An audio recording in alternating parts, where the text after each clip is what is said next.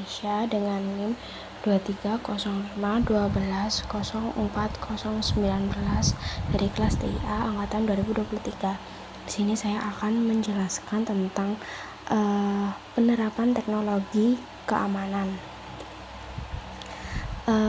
Sebelumnya saya ingin menjelaskan kenapa sih kok keamanan digital pada era saat ini penting, karena pada era saat ini dimana yang sudah kita ketahui bahwa seluruh aspek kehidupan dimulai dari komunikasi, transaksi, keuangan, penyimpanan data, itu semua bergantung kepada teknologi digital.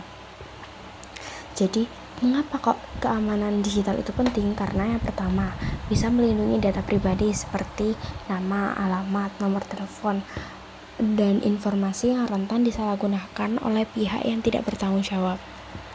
Yang kedua, menjaga kerahasiaan informasi, di mana yang kita ketahui bahwa data itu penting, juga informasi sensitif atau dokumen bisnis, rahasia perusahaan. Jadi tanpa keamanan yang memadai, informasi tersebut itu dapat diakses oleh pihak yang tidak berwenang dan menyebabkan kebocoran data atau kerugian finansial. Yang ketiga, mencegah serangan cyber seperti malware, ransomware, phishing, dan hacking yang mengakibatkan kerusakan sistem, pencurian data, atau bahkan pemerasan. Di sini ada jenis teknologi keamanan. Yang pertama ada one time password atau biasa kita kenal sebagai OTP. Jadi itu adalah kode sekali pakai via SMS atau email. Contohnya digunakan ketika verifikasi atau saat login ke sebuah aplikasi gitu. Yang kedua adalah CAPTCHA. Itu adalah sistem yang membedakan manusia atau robot. Jadi kalau misalnya kita menggunakan beberapa web atau beberapa aplikasi itu ada CAPTCHA, itu nanti kita akan centang. Jadi itu adalah sistem yang kayak biar ngevalidasi aja kalau kita itu manusia bukan robot gitu. Iya, contohnya digunakan saat login atau registrasi. Yang ketiga ada autentikasi 2 faktor atau 2FA. Jadi itu verifikasi 2 langkah untuk memastikan identitas pengguna. Contohnya kode OTP dan aplikasi autentikasi. Yang ketiga ada biometrik. Ini data enkripsi dari pengirim ke penerima, jadi tidak bisa dibaca oleh pihak lain. Contohnya WhatsApp, Tele. Jadi kalau di Telegram itu menggunakan mode secret chat gitu. Ini adalah fitur keamanan login di Gmail. Jadi di Gmail ada beberapa fitur keamanan login. Di sini saya menyebutkan 3. Yang pertama ada autentikasi 2 faktor, di mana setelah memasukkan password, pengguna itu harus memasukkan kode OTP yang dikirim via SMS atau aplikasi autentikasi, kadang bisa juga lewat WA atau WhatsApp. Hal ini tuh dilakukan agar mencegah akses yang tidak sah, meskipun password itu udah diketahui sama orang lain, tapi kalau dia tidak mendapatkan kode verifikasi, jadi dia tetap tidak bisa masuk gitu. Yang kedua ada peringatan login, di mana Gmail mengirim notifikasi jika ada yang mencoba login dari perangkat atau lokasi baru. Hal ini dilakukan agar pengguna dapat segera mengambil tindakan jika ada aktivitas yang mencurigakan. Yang ketiga ada menggunakan enkripsi data, di mana email dienkripsi untuk melindungi informasi sensitif agar mencegah pihak ketiga membaca isi email. Untuk yang peringatan login yang mencoba login dari perangkat atau lokasi itu, jadi biasanya kalau misalnya ada orang yang mencoba login, nanti kita akan menerima pemberitahuan, misalnya contoh kode HP dia kayak iPhone 11 login di kota apa gitu. Jadi kita bisa tahu. Yang kedua adalah fitur keamanan login di Facebook. Di Facebook ini menggunakan autentikasi dua faktor, di mana pengguna dapat mengaktifkan autentikasi dua faktor ini melalui SMS atau aplikasi autentikasi agar meningkatkan keamanan akun dari peretasan. Yang kedua, pemindaian keamanan. Jadi Facebook ini secara otomatis akan memindai aktivitas yang mencurigakan seperti login dari lokasi yang tidak dikenal guna memberikan peringatan dini kepada pengguna. Jadi sama kayak Gmail tadi ya. Kayak nanti kalau misalnya ada orang yang mau login itu akan di-tag dia di mana, terus perangkatnya itu apa, biasanya tuh kayak gitu. Terus yang ketiga, enkripsi pesan di Messenger. Jadi ini tuh kayak pilihan di WhatsApp tuh juga sama ada kayak gini ya. Enkripsi end to end.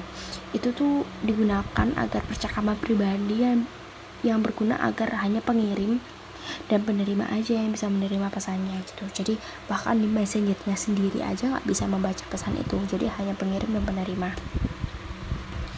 Yang ketiga adalah fitur keamanan login di WhatsApp. Jadi WhatsApp ini menggunakan backup terenkripsi untuk cadangan percakapan di Google Drive atau iCloud supaya mencegah akses yang tidak sah ke data cadangan. Yang kedua, verifikasi dua langkah, di mana pengguna dapat menambahkan PIN untuk mengakses akun supaya lapisan keamanan tambahan jika perangkat hilang atau dicuri. Yang ketiga, enkripsi end to end. Jadi semua pesan panggilan ke file dienkripsi agar mencegah pihak ketiga termasuk WhatsApp untuk membaca data. Jadi yang kayak udah aku jelasin, kalau enkripsi end to end itu benar-benar mencegah pihak ketiga termasuk si aplikasinya ini buat ngebaca data kita gitu. Verifikasi dua langkah itu jadi kita tuh bisa menambahkan PIN pribadi untuk bisa mengakses akunnya lagi kalau misalnya akunnya ini hilang atau dicuri gitu. Nah, ini adalah fitur keamanan login di Telegram.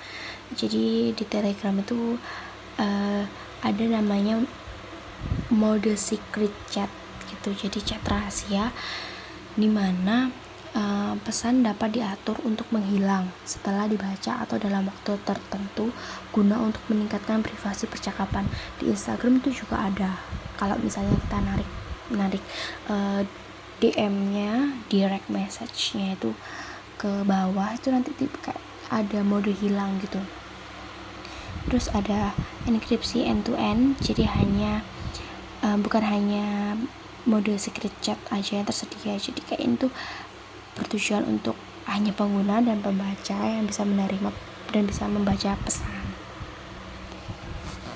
Selanjutnya yang ketiga ada verifikasi dua langkah dengan menambahkan sandi selain kode OTP saat login supaya mencegah akses tidak sah dari akun. Sama kayak beberapa aplikasi sebelumnya itu juga menggunakan verifikasi dua langkah untuk menambahkan sandi selain kode OTP. Jadi sandi itu cukup penting buat kayak kita ngekip data-data kita. Jadi kayak pihak ketiga atau bahkan orang yang tidak berwenang itu bakal susah buat masuk ke akun kita gitu. Ini adalah penerapan OTP untuk keamanan di Tokopedia dan Shopee.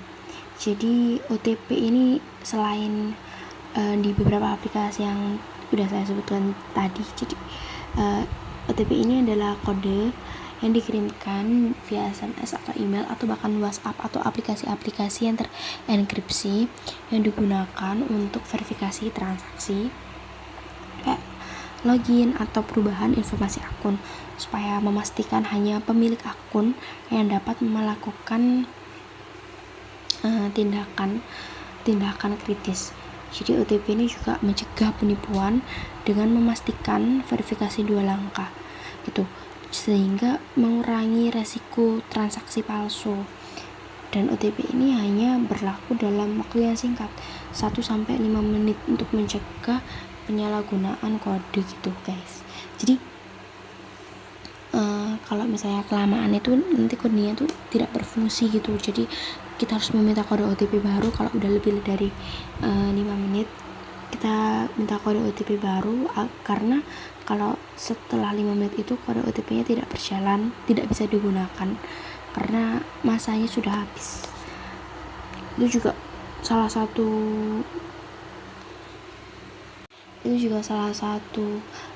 cara untuk melakukan keamanan, memprotek data kita gitu. Oke, yang terakhir adalah tips gimana sih menjaga keamanan data itu. Jadi yang pertama, kita bisa mengaktifkan autentikasi 2 faktor atau 2FA menggunakan aplikasi autentikasi seperti Google Authenticator atau Authy gitu. Dan langkah yang kedua, menggunakan kata sandi yang kuat seperti kombinasi huruf besar dan kecil, angka, simbol, serta hindari menggunakan kata sandi yang sama untuk beberapa akun. Juga kalau bisa menghindari menggunakan kata sandi seperti tanggal lahir atau hal-hal yang data-data yang mungkin sudah dibaca orang lain dan orang lain bisa menebak. Jadi benar-benar menggunakan kata sandi yang kuat gitu.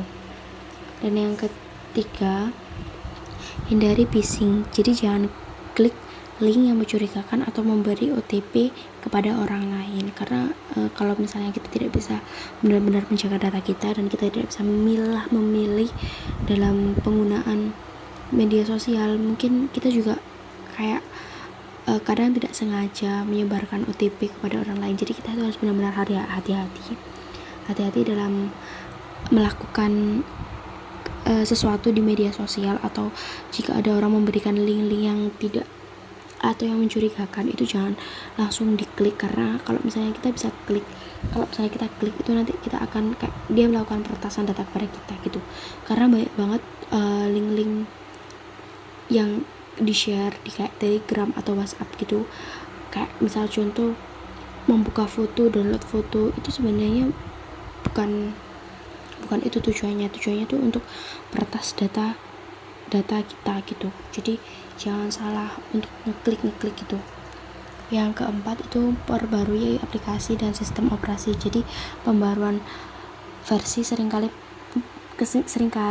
mencakup perbaikan keamanan gitu. Kadang beberapa bulan atau beberapa bulan itu ada notifikasi untuk pembaruan aplikasi sistem gitu. Jadi gak apa-apa untuk diperbarui, karena kalau kita melakukan pembaruan itu juga ada perbaikan keamanan untuk software kita, untuk data-data kita mungkin di HP atau di berbagai aplikasi lainnya gitu.